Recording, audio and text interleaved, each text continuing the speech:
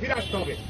ভোটের আগে কোনো বিড়ি নাই, কোনো সিগারেট নাই, কোনো চা নাই, কোনো 100 টাকা 200 টাকা 500 টাকা 10,000 টাকা নাই।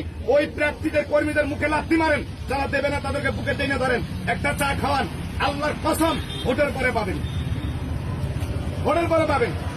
এই ভোটের আগে নিশা 53 বছরের নিশা, এই নিশা আমাদেরকে দূর করতে হবে।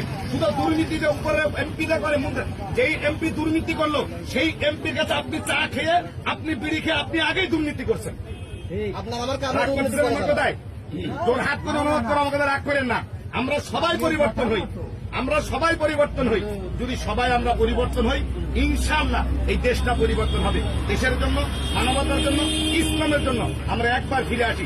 53 বছর এদের স্বাধীন হয়েছে, কোন স্বাধীনতার সুফল কোন ব্যক্তি পায় নাই, একজন ব্যক্তি পায় নাই। আপনি দেখাইতে পারবেন না 53 বছর বয়সে আমি ছোট মানুষ, যে সন্তান তুমি অমুকে শান্তিতে আছে না, কেউ শান্তিতে নাই, সবাই অশান্তি 53 বছর বলছে। তার একটাই কারণ, আমরা দুর্নীতিবাদ, আমরা দুর্নীতিগ্রস্ত।